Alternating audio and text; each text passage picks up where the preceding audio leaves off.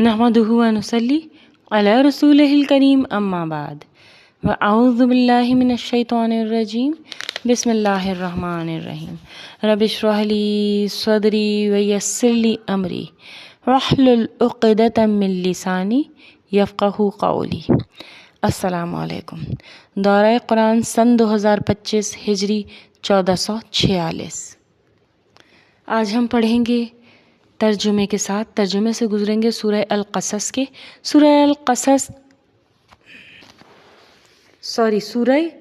عنکبوت کے۔ سورہ عنکبوت مکی صورت ہے، اس میں 69 آیتیں اور 7 رکوع ہیں۔ بسم اللہ الرحمن الرحیم۔ سورہ عنکبوت یہ 20ویں پارے میں ہے۔ الف لام میم احسب الناس ان یترکوا ان یقولوا آمنا وہم لا یفتنون۔ شروع اللہ کے نام سے جو بے حساب مہربان اور ہمیشہ ہمیشہ کے لیے ہے، جس کی رحمت۔ سورہ عنکبوت صورت ہجرت حبشہ سے کچھ ٹائم پہلے نازل ہوئی تھی۔ اس کا آغاز ان لوگوں کو مخاطب کر کے ہوا ہے جو حضور کے ایمان لانے کے جرم میں، حضور صلی اللہ علیہ وسلم پر ایمان لانے کے جرم میں ستائے جا رہے تھے۔ ان میں خصوصی طور پر نوجوان اور غلام شامل تھے۔ اس صورتحال نے کمزور ارادے کے لوگوں کو اندر قرآن مجید اور حضور سے متعلق سوالات پیدا کر دیے تھے۔ چونکہ اللہ تعالیٰ کو معلوم تھا کہ اس کے سورہ کے نزول کے کچھ عرصے بعد ہی مسلمانوں میں چند افراد کو ہجرت حبشہ کرنی پڑے گی، چنانچہ اہل کتاب سے بحث مباحثے کا طریقہ ان کو پیشگی طور پر سمجھا دیا گیا۔ اس کے ساتھ ساتھ سورہ میں توحید، رسالت اور آخرت سے متعلق مضامین کو بھی زیر بحث لایا گیا ہے۔ اس صورت میں زیر بحث جو مضامین ہیں وہ ہمارے لیے بہت اہمیت رکھتے ہیں، اور اس سے ہمیں ان اصولوں کا پتہ چلتا ہے جس پر ہمیں عمل پیرا ہونے کے لیے اس دنیا میں بھیجا گیا ہے، اور ہمیں ان پر عمل کرنا ہے۔ اور ہمیں یہ بھی معلوم ہے کہ قرآن نے کس طرح مسلمانوں کو مستقبل کے ہر معاملے کے متعلق پہلے سے سمجھا دیا تھا۔ الف لام میم حروف مقطعات ہیں۔ کیا لوگوں نے سمجھ رکھا ہے کہ وہ محض اتنا کہنے پر چھوڑ دیے جائیں گے کہ ہم ایمان لائیں اور ان کو آزمایا نہیں جائے گا؟ اور ہم ان لوگوں کی آزمائش کر چکے ہیں جو ان سے پہلے گزرے ہیں۔ اللہ کو لازماً یہ معلوم کرنا ہے کہ سچے کون ہیں اور جھوٹے کون۔ یعنی کہ پروردگار کے طریقے کے مطابق دنیا کی کامیابی رسول کے ساتھیوں کا مقدر تو ہوتی ہے، لیکن ان پر آزمائش بھی آتی ہے۔ یہ مخاطب کر کے کہا جا رہا ہے، اور اللہ کو سب کی نیتیں معلوم ہیں، تو وہ کسی نہ کسی آزمائش کے تحت مومنین کو اور منافقین کو الگ کر دیتا ہے۔ کیا وہ لوگ جو برائیوں کا ارتکاب کر رہے ہیں یہ گمان رکھتے ہیں کہ وہ ہمارے قابو سے نکل جائیں گے؟ بڑا ہی غلط فیصلہ ہے جو وہ کر رہے ہیں۔ جو کوئی بھی اللہ سے ملنے کی توقع رکھتا ہے وہ اطمینان رکھے کہ اللہ کا مقرر کیا ہوا وقت ضرور آ کر رہے گا۔ اللہ سننے والا اور جاننے والا ہے۔ جو شخص بھی ہماری راہ میں جد و جہد کر رہا ہے وہ اپنے ہی فائدے کے لیے کر رہا ہے۔ اللہ یقیناً دنیا جہان والوں سے بے نیاز ہے۔ جو لوگ ایمان لے آئے اور انہوں نے نیک عمل کیے تو ہم ان کی برائیاں ان سے دور کر دیں گے اور انہیں ان کے عمل کا بہترین بدلہ دیں گے۔ ہم نے انسانوں کو ہدایت کی ہے کہ وہ اپنے والدین کے ساتھ نیک سلوک کریں، لیکن اگر وہ تم پر دباؤ ڈالیں کہ تم کسی چیز کو میرا شریک ٹھہرا لو جس کے بارے میں تمہیں کوئی علم نہیں، تو ان کی بات مت مانو۔ میری ہی طرف تم سب کو لوٹ کر آنا ہے۔ اللہ تعالیٰ یہاں یہ فرماتے ہیں کہ زمانہ رسالت میں نوجوانوں کی ایک تعداد نے اسلام قبول کر لیا تھا۔ ان کے والدین ان سے کہتے تھے کہ اگر تم ہمارے پر فرمانبردار ہو تو تمہیں آبائی دین کی طرف پلٹنا پڑے گا۔ چنانچہ قرآن نے یہ بات واضح کر دی اس آیت کے ذریعے کہ والدین سے بہترین سلوک تو ضروری ہے، لیکن ان کی کوئی غلط بات نہیں ماننی چاہیے۔ جس طرح حضرت آدم علیہ السلام نے اپنے والد کی بات نہیں مانی تھی کیونکہ وہ مشرک تھے اور انہیں شرک پر آمادہ کر رہے تھے۔ تو اگر والدین شرک یا کفر پر آمادہ کریں تو ان کی فرمانبرداری نہیں کی جائے گی۔ میری ہی طرف تم سب کو لوٹ کر آنا ہے، پھر میں تمہیں آگاہ کروں گا کہ تم نے کیا عمل کیے ہیں۔ جو لوگ ایمان لے آئے اور انہوں نے اچھے عمل کیے تو ایسے لوگوں کو ہم صالحین کے گروپ میں شامل کر دیں گے۔ 3 لوگ ہیں نا جو ہدایت یافتہ ہیں۔ سورۃ نساء کی روح سے، ایک تو صالحین، انبیاء، صالحین، صدیقین اور شہداء، یہ 4 لوگ ہیں جو اللہ جنہیں ہدایت پر کہتا ہے اور جو کامیاب ہو جانے والے ہیں۔ اے نبی صلی اللہ علیہ وآلہ وسلم، لوگوں میں کچھ ایسے بھی ہیں جو دعویٰ تو کرتے ہیں کہ ہم ایمان لائے، لیکن جب اللہ کی راہ میں انہیں تکلیف پہنچتی ہے تو وہ لوگوں کے پہنچائے ہوئے دکھ کو اللہ کی سزا قرار دے بیٹھتے ہیں۔ اب اگر رب کی طرف سے کوئی مدد ظاہر ہوگی تو یہ لوگ کہیں گے ہم تو تمہارے ساتھ تھے۔ کیا دنیا والوں کے دلوں کا حال اللہ کو معلوم نہیں ہے؟ یقیناً اللہ سچے اہل ایمان کو علیحدہ کر کے منافقین کو علیحدہ کر دے گا۔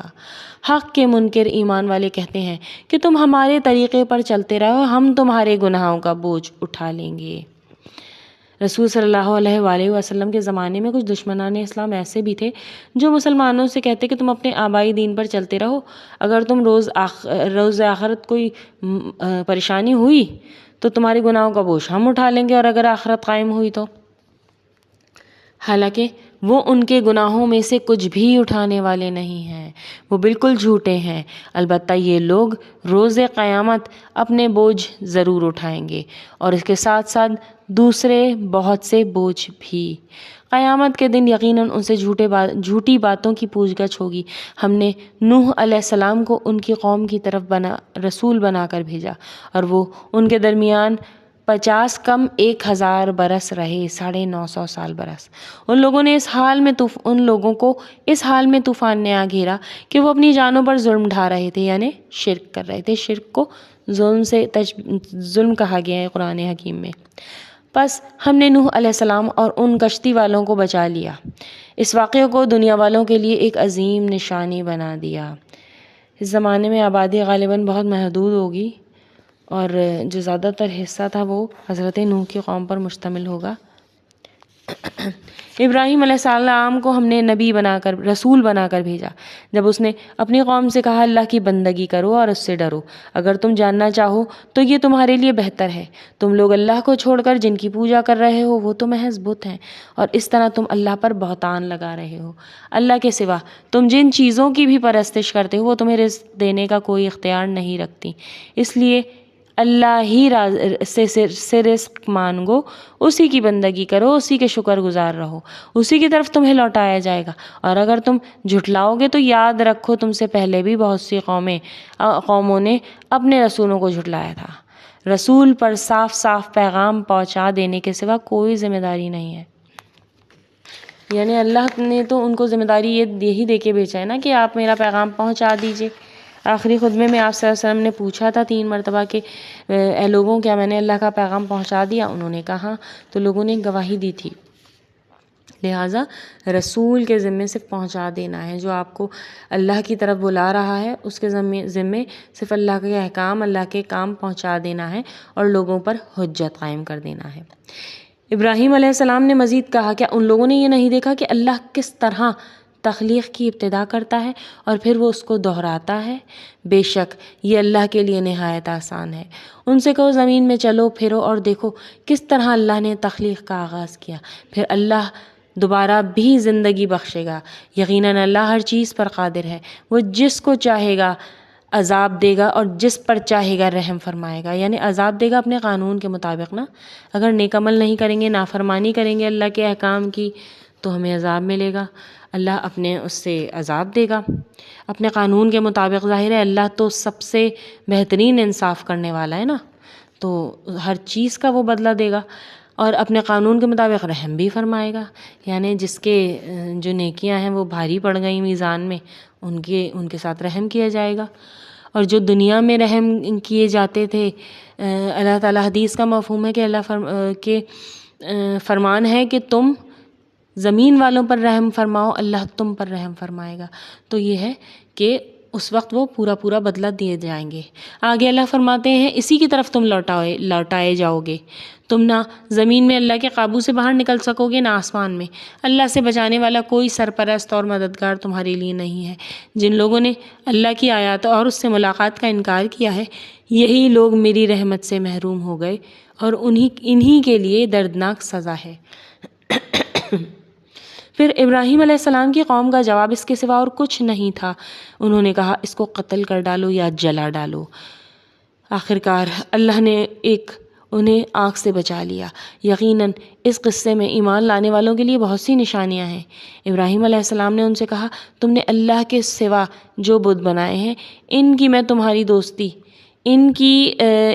اور تمہاری دوستی بس دنیا کی زندگی تک ہے، پھر قیامت کے دن تم میں سے ہر ایک کا انکار کرے گا اور ایک دوسرے پر لعنت کرے گا، یعنی ماننے والا بھی اور جن کو مانا جائے وہ بھی یہی کہیں گے کہ نہیں ہم نے تو اللہ ہی معبود ہے، ہمیں تو پتہ بھی نہیں تھا ہماری پرستش کر رہے ہیں، اور اسی طرح جو بت ہیں وہ انہی کے ساتھ جہنم میں پھینک دیے جائیں گے۔ اس وقت آگ تمہارا ٹھکانہ ہوگی اور تمہارا کوئی مددگار نہ ہوگا۔ اس وقت لوط علیہ السلام ابراہیم علیہ السلام پر ایمان لے آئے اور ابراہیم علیہ السلام نے کہا میں اپنے رب کی طرف ہجرت کرتا ہوں، وہ زبردست اور حکمت والا ہے۔ حضرت علی کا قول ہے بہترین ہجرت گناہوں سے نیکیوں کی طرف ہجرت ہے، اس لیے یہاں پہ ہجرت سے ان کے رب کی طرف لوٹنے کو پلٹنے کو ہجرت کہہ کے بیان فرمایا ہے۔ ہم نے اس کو اسحاق علیہ السلام اور یعقوب علیہ السلام جیسی اولاد عنایت فرمائی اور ان کی نسل میں نبوت اور کتاب کا سلسلہ جاری کیا۔ ہم نے اس کا صلہ اس کو اس دنیا میں بھی دیا اور آخرت میں بھی وہ نیکوکاروں میں سے ہوں گے۔ آگے آیت نمبر 29 سے اللہ تعالیٰ فرماتے ہیں لوط علیہ السلام کو بھی ہم نے رسول بنایا جبکہ اس نے اپنی قوم سے کہا تم لوگ ایک کھلی ہوئی بدکاری کا ارتکاب کرتے ہو، تم سے پہلے دنیا میں کسی قوم نے اس کا ارتکاب نہیں کیا۔ کیا تم مردوں سے شہوت رانی کرتے ہو اور اسی کی طرح فطرت کی راہ مارتے ہو، یعنی فطرت سے الگ کام کرتے ہو، اور اپنی مجلسوں میں علی الاعلان بے حیائی کے مرتکب ہوتے ہو۔ یہ دنیا کی واحد قوم تھی جس میں یہ برائی تھی اور وہ بڑے قدر اور فخر کی حیثیت اختیار کر چکی تھی۔ آج تک دنیا میں اس نوعیت کی اور کوئی قوم وجود میں نہیں آئی تھی کہ وہ اپنی محفلوں میں مجلسوں میں بھی علی الاعلان اس بے حیائی کے مرتکب ہوتے تھے۔ پھر اس کی قوم کا جواب اس کے سوا کچھ نہ تھا کہ وہ بولے اگر تم سچے ہو تو ہمارے اوپر اللہ کا عذاب لے آؤ۔ لوط علیہ السلام نے دعا کی اے میرے رب اس مفسد قوم کے مقابلے میں میری مدد فرما۔ چنانچہ جب ہمارے پیغام لے جانے والے ابراہیم علیہ السلام کے پاس بیٹوں کی بشارت لے کر پہنچے تو انہوں نے ابراہیم سے کہا ہم لوط علیہ السلام کی اس بستی کے لوگوں کو ہلاک کرنے والے ہیں، اس کے باشندے سخت ظالم ہو چکے ہیں۔ ابراہیم علیہ السلام نے کہا وہاں تو لوط علیہ السلام بھی موجود ہیں۔ انہوں نے جواب دیا ہم خوب جانتے ہیں وہاں کون کون ہے، ہم اسے اور اس کے ساتھیوں کو بچا لیں گے سوائے اس کی بیوی کے جو پیچھے رہ جانے والوں میں ہوگی۔ جب ہمارے پیغام لے جانے والے فرشتے لوط علیہ السلام کے پاس پہنچے تو ان کی آمد پر وہ سخت پریشان اور دل تنگ ہوئے۔ انہوں نے کہا تم یہ اندیشہ یا غم نہ کرو، ہم تمہیں اور تمہارے متعلقین کو بچا لیں گے سوائے تمہاری بیوی کے جو پیچھے رہ جانے والوں میں ہوگی۔ اچھا جی، ان کی بیوی بظاہر تو لوط علیہ السلام کے ساتھ تھیں، پیغمبر کی بیوی تھیں، لیکن ان کا دل اپنی قوم کی طرف تھا اور دلوں کا حال تو اللہ ہی جانتا ہے نا، تو اس لیے اللہ نے پہلے ہی ان کو آگاہ کر دیا تاکہ وہ اس صدمے کے لیے دلی طور پہ اور ذہنی طور پہ تیار رہیں۔ ہم اس بستی والوں پر ان کی نافرمانیوں کی وجہ سے آسمان سے ایک آفت اتارنے والے ہیں۔ ہم نے اس بستی کی ایک واضح نشانی باقی رکھی ان لوگوں کے لیے جو سوچنا اور سمجھنا چاہتے ہیں۔ اس کی کھلی نشانی سے مراد بحیرہ مردار ہے۔ سمندر کا جنوبی حصہ ایک ہولناک زلزلے کی وجہ سے زمین میں دھس جانے کی وجہ سے وہ وجود میں آیا ہے۔